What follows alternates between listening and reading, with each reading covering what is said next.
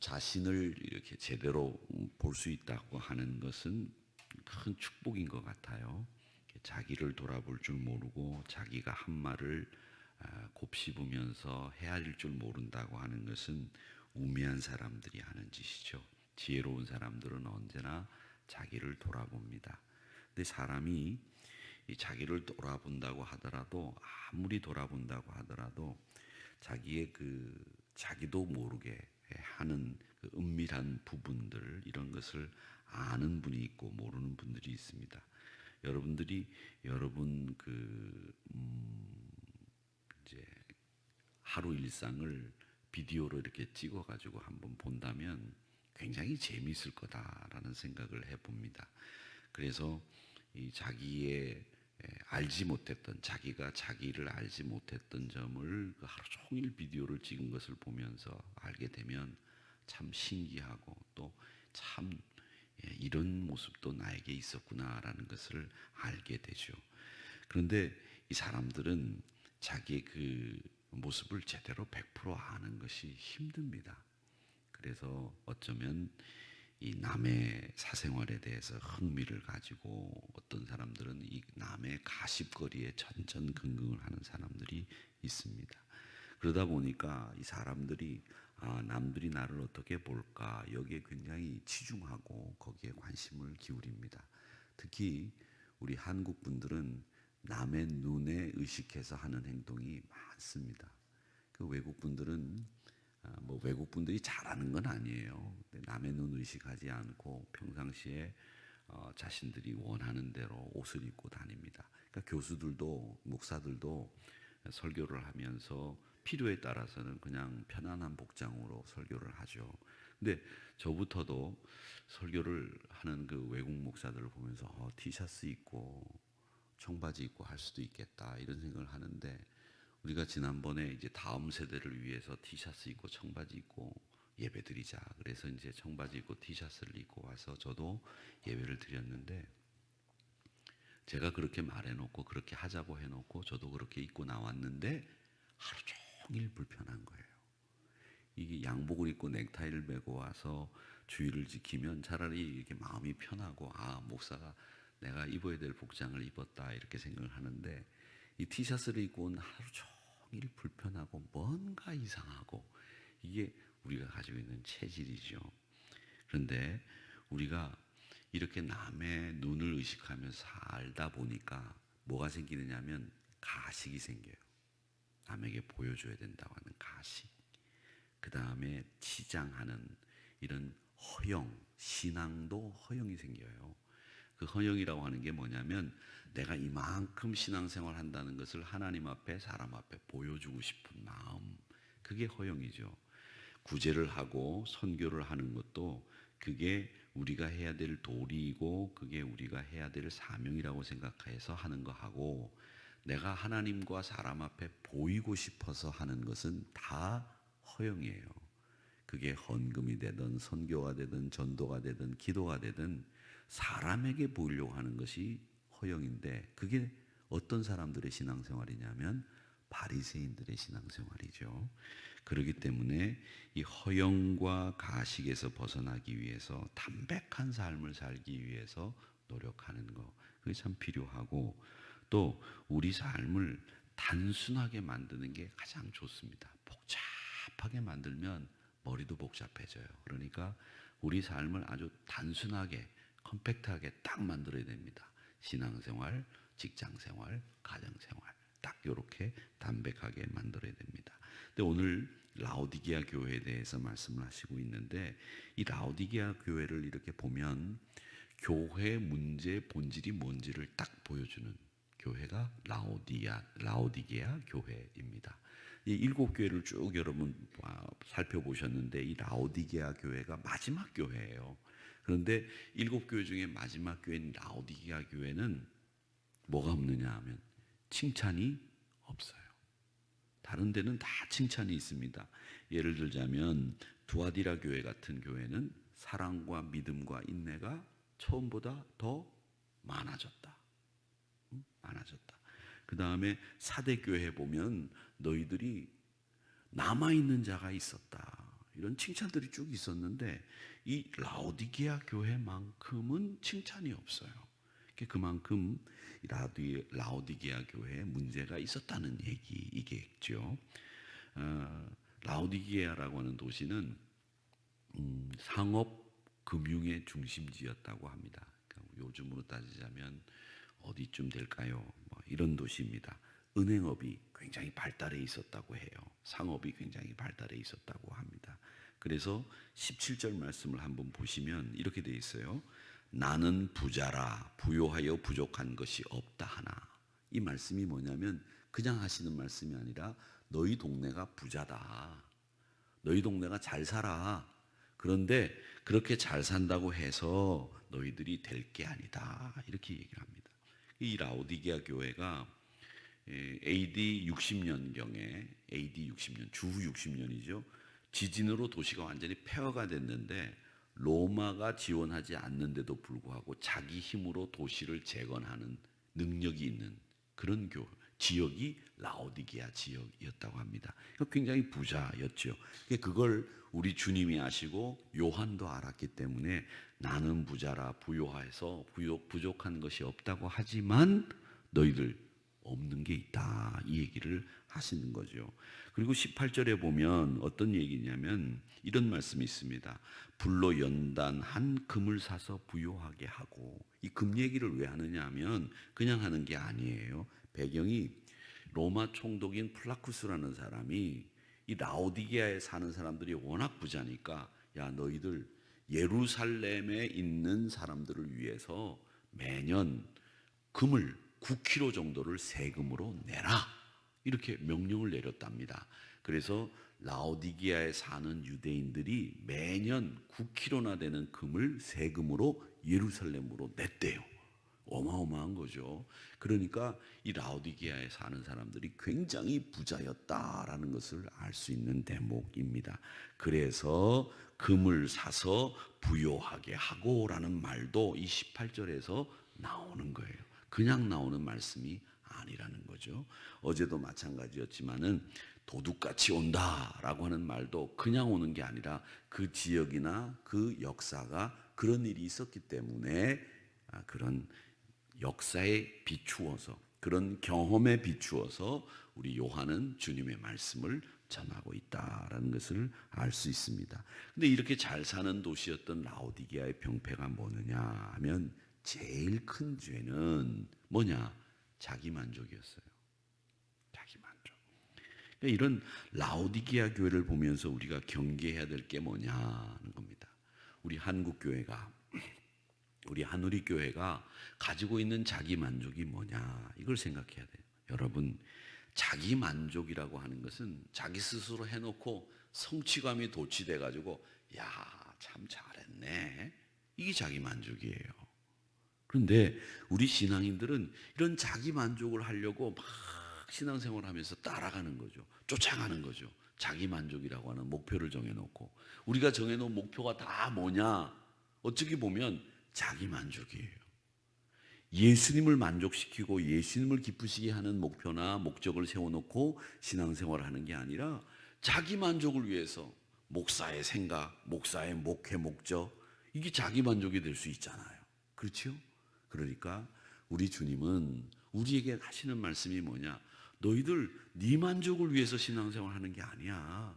주님을 기쁘시게 해드리기 위해서 신앙생활을 하는 건데 왜 네가 네 만족을 위해서 신앙생활을 하고 네 만족을 위해서 목표를 정해놓고 네 만족을 위해서 지금 달려가니? 그럼 네가 원하는 목표를 달려가지 왜 나를 위해서 달려온다고 얘기를 해놓고는 네가 만족하는 대로 달려가냐? 이렇게 말씀하신다는 거죠. 이게 바로 우리 교회들이 또 우리 신앙생활 하시는 분들이 자칫 잘못하면 빠지기 쉬운 함정이 자기 만족이라는 함정입니다. 그러기에 우리가 그런 자기 만족의 함정에서 벗어나기 위해서는 우리가 어떻게 해야 되느냐? 제일 먼저 이 위선의 옷을 벗어야 됩니다. 하나님은 우리의 참된 실체를 보고 계세요.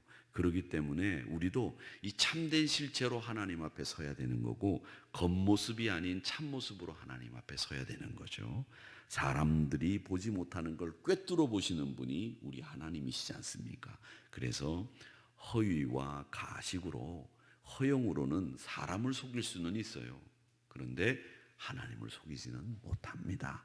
그러기에 위선의 옷을 벗고 허위와 가식의 옷을 벗고 하나님 앞에서는 늘 진실하게 하나님을 기쁘시게 라고 하는 원칙을 가지고 신앙생활 하셔야 합니다. 또 하나 우리가 경계해야 될 것이 있는데 그것은 뭐냐면 돈의 권세를 멀리해야 합니다. 이 돈은요 권세를 가지고 있는 사람이에요. 사람이 아니지만 권세를 가지고 있는 친구예요. 그래서 이 돈이 있는 곳에 사람의 권세도 집중이 돼요. 집중이 돼요. 그러니까 그게 아닌데도 불구하고 그런 일들이 생긴단 말이죠. 그러니까 여러분 돈을 가지고 있으면 권세가 생기는 게 아니네요. 그런데 돈을 가지면 그게 권세가 있는 거라고 생각을 하는 순간에 이건 만몬에게 휘둘리는 거예요. 교회도 마찬가지예요. 교회도 돈을 관리하는 부서에서 권세가 있다고 생각을 하고 개입을 하게 되면 그건 벌써 만몬이 들어간 거예요. 만몬이. 돈의 권세에 의해서. 여러분 돈이 권세가 있다고 생각하는 걸 철저하게 우리 교회는 배격해야 됩니다. 돈이 권세가 있다고, 그건 돈을 만지는 사람뿐만 아니라 돈과 관련돼 있는 사람들을 권세 있는 사람으로 보는 시각을 가진 것도 만몬에 젖어 있는 거예요. 젖어 있는 거예요. 그렇기 때문에 돈의 권세를 멀리 해야 됩니다. 왜? 돈의 권세가 있다고 인정을 하는 그런 신앙생활을 하게 되면 어떤 일이 생기느냐 하면 영적인 해이와 안일함이 생깁니다. 돈이 넉넉하면 교회는 무슨 일을 할 수 있다. 이런 생각을 하게 되는 거고요. 돈이 좀 부족하다 그러면 그건 못한다. 이렇게 생각을 하게 되는 거죠. 이게 가장 안일한 신앙의 양태입니다. 그런데 그런 일들이 비일비재하게 일어나고 그런 일들이 다 교회 안에서 일어납니다. 돈이 있으면 할 수 있고 돈이 없으면 할 수 없는 모든 게 돈이 기준이 돼서 교회도 굴러간다는 거죠. 이게 벌써 만몬에 젖어 있다는 거예요. 우리는 예전에 아주 비근한 예로 우리 신앙인들이 우리 한국교회가 뭘로 했느냐? 믿음으로 한다고 했습니다. 근데 이제는 믿음으로 한다는 얘기는 어디론가 사라지고 다 없어져 버렸어요. 그리고 말은 안 하지만 다들 속으로는 돈이 있어야 할 수 있지라는 생각을 본능적으로 다 잠재의식 속에 신앙하는 사람들이 깔고 앉아 있단 말이죠. 타락한 거예요. 저도 그렇고 다 돈이 기준이 돼서 할 수 있는 일이 있고 돈이 기준이 돼서 물론 못하는 일도 있습니다. 그런데 예전에 우리 믿음의 선배들은 믿음으로 합니다라는 이야기를 참 많이 하셨어요. 실제로 믿음으로 하셨고요. 예전에 사시는 분들이 예전에 우리 믿음의 선배들이 뭐 그리 돈이 있으셨습니까? 다 가난했지요.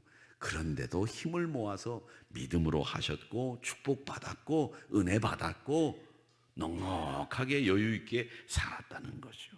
그런데 우리는 지금 믿음으로 하지 못하니까 돈으로 다 판단해서 하니까 거기에 굉장히 부요함이 깃들여 있는 것 같지만 얼마나 피폐해져 있어요. 우리가 얼마나 황폐해져 있습니까? 그러니까 사탄의 위협도 유혹도 더 많아졌고 물질적인 부를 누리면서도 영적인 눈은 다 잃어버렸잖아요.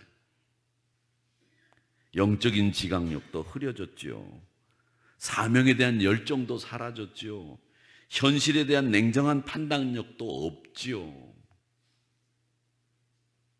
여러분, 현실에 안주하는 그 타협적인 태도와 미적지근한 태도, 그런 것들이 우리 교회 안에 팽배하게 된 것인데 이게 바로 라오디게아 교회의 문제였다는 거죠. 그게 지금 우리 교회들의 문제 본질이에요.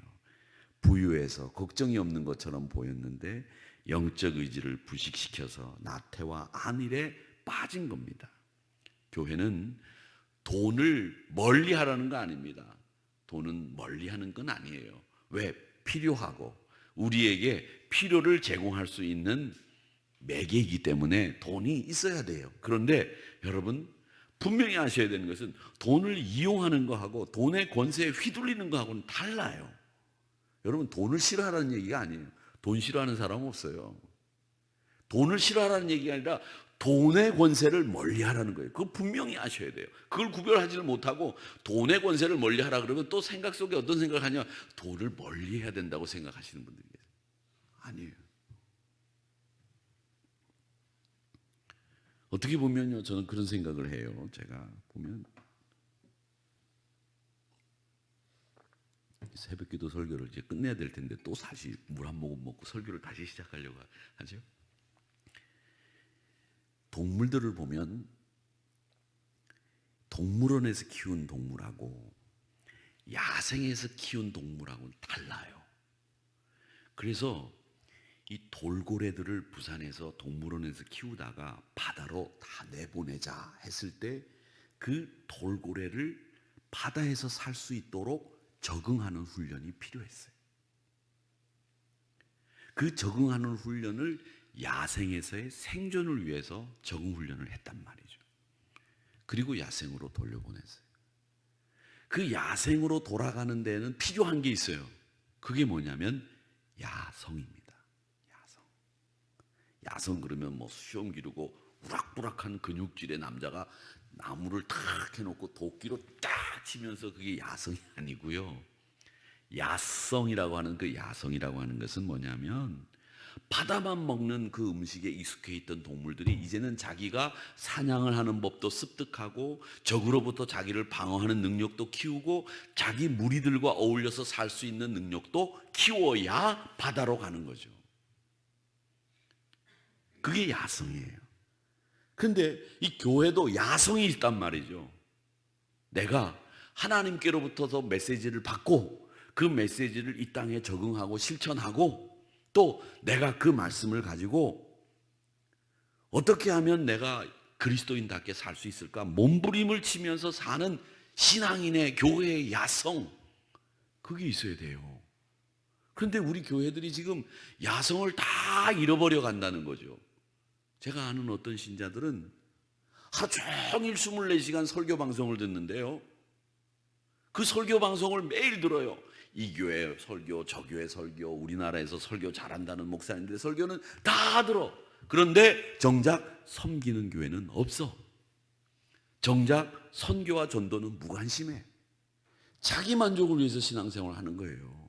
주는 음식만 받아 먹는 거예요. 여러분, 설교를 아무리 들으면 뭐합니까? 그걸 적용할 수 있는 힘이 없는데, 야성이 없는데, 설교를 아무리 들어도 내가 그 말씀대로 살 수 있는 능력이 없는데 매일 그 설교로 위로를 받느냐? 야성이 사라진 거예요. 내가 무리들과 어울려서 살고 그 무리들과 갈등도 빚고 그 무리들과 함께 일도 하고 성취도 하고 이런 야성이 있어야 되는데 교회가 그 야성을 지금 다 잃어버려 가고 있다는 거예요.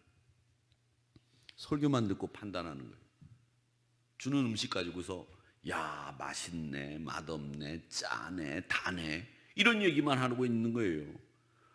좀 짜면 물 섞어서 먹어야지, 좀 달면 오늘은 좀 덜 단 거 먹어야 되겠다 하고 자기가 덜 단 거 먹어야지, 싱거우면 자기가 소금을 쳐서 먹으면 되는 거지. 그걸 앉아서 짜다, 맵다, 쓰다, 달다 이런 얘기를 하면서 자기 듣고 싶은 것만 듣고 들어야 될 것들은 안 들으면서 신앙생활에 적용은 안 하는 거예요.